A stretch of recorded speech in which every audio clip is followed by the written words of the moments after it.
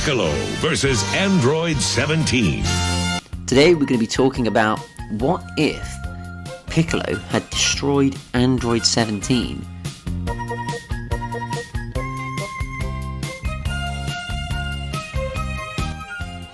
Piccolo matching up with Android 17 because they find him at the Kame house.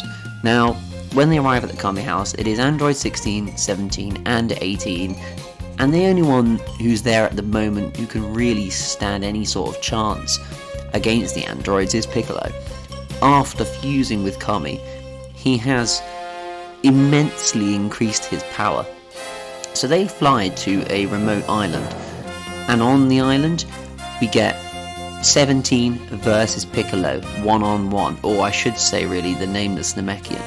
The fight goes as you would expect. They are pretty much evenly matched. I would say it looks as if Piccolo is actually slightly more powerful than 17 at this point, but 17 has that massive advantage of the infinite stamina. The infinite stamina manages to wear Piccolo down to the point where he's losing vast amounts of energy. However, before the match can be concluded, Cell sneaks up on them because they've been fighting, and Piccolo hasn't realised, he hasn't read Cell's energy. Also, the androids can't sense energy, although 16 can, so why didn't he notice it? But I guess 17 and Piccolo fighting would have made it harder for them to notice anyone coming. Anyway, so this is where we pick up our story, from Piccolo and 17 just noticing Cell. Now Cell stands atop a rock, ready to go.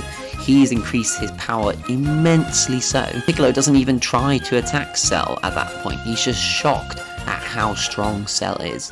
But in our story, Piccolo would have already destroyed Android 17. So maybe with the Hellzone grenade, when Android 17 puts the force field, let's say he doesn't manage to get the force field up in time. Piccolo's Hellzone grenade destroys Android 17. Cell arrives as Piccolo is just about to take on Android 18. However, Cell realizes there's no Android 17 left. 17 has just been destroyed by Piccolo. Cell, enraged, flies at Piccolo. Piccolo goes to defend. Cell punches Piccolo and breaks his neck immediately. Cell is furious that 17 no longer exists. Piccolo has destroyed him. Cell goes roughly about the same way of absorbing 18 as he does 17.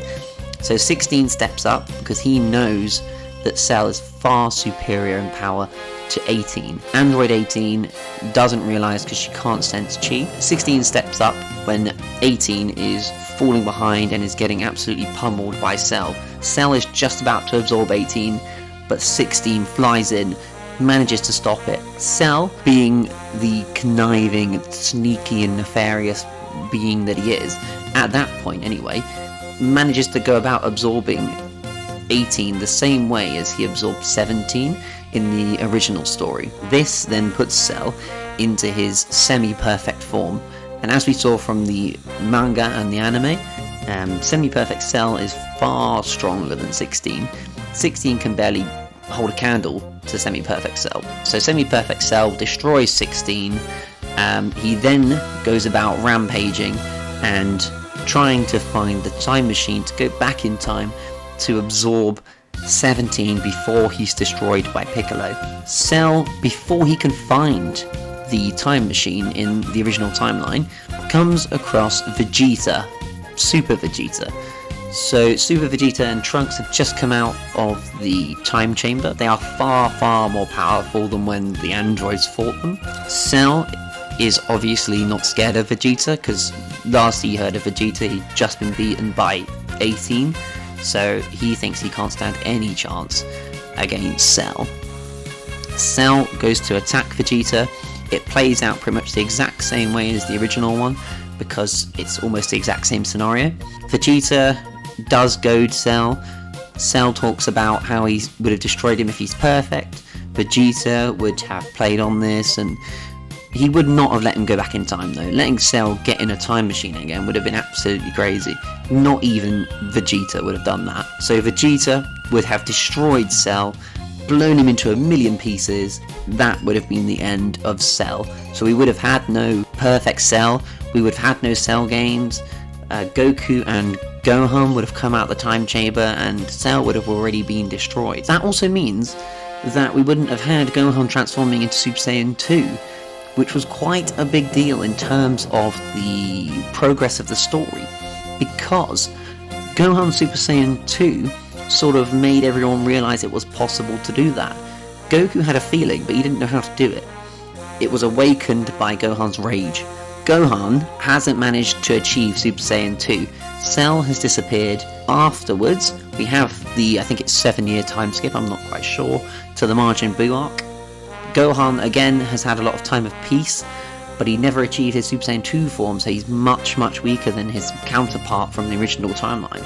Goku and Vegeta would have been training like crazy. The reason is, Goku wouldn't have had to sacrifice himself in the Cell games, because Cell would have already been destroyed by Vegeta. What would happen, in my opinion, is that we wouldn't have had that disenfranchised Vegeta with him saying he would never train again because he was completely outclassed by Goku and Gohan at the end of the fight with Perfect Cell, the beam struggle. Instead, Vegeta would have been on fire, he would have been on top, because he was the one to take out Cell. So Vegeta would have been training even harder than previously, and he wouldn't have had no downtime. Goku, on the other hand, he'd be doing the exact same thing. So I reckon that Goku would maybe be a little bit weaker, because he wasn't training in the afterlife with King Kai and the former masters that you mentioned meeting. So maybe he'd have been a tiny bit less powerful than the original storyline. However, I reckon Vegeta would have been a tiny bit more powerful than he was in the original Buu arc, because he wouldn't have had any downtime after the Cell fight. He'd have gone straight back to training. He'd have been on top, and maybe Kakarot and Vegeta would have been training together. You could argue that Goku would then get even more powerful from that, but it's a rabbit hole, you can go forever on this. I would say they'd be roughly the same sort of power level in the Buu arc.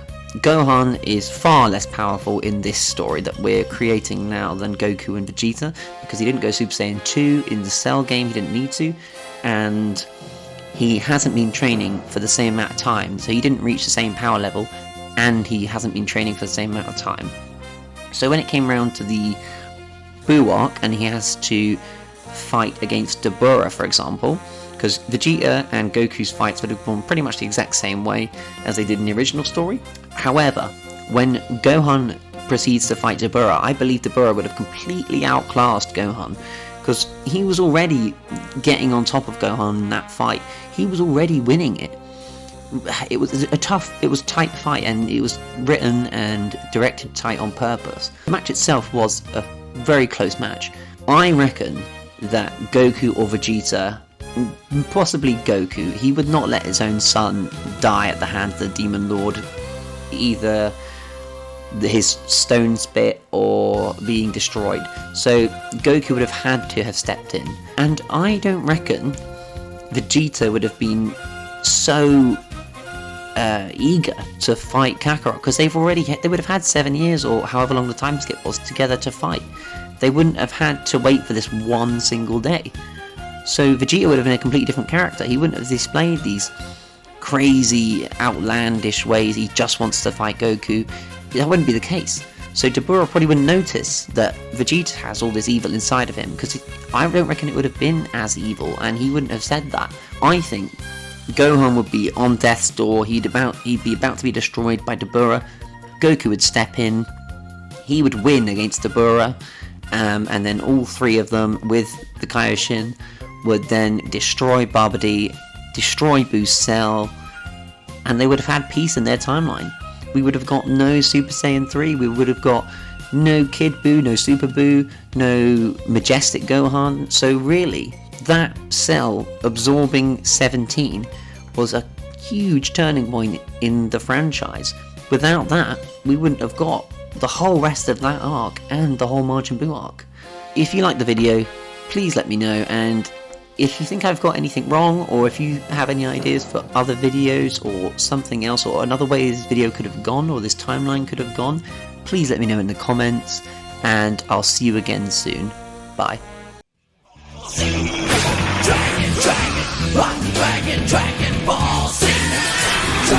Dragon.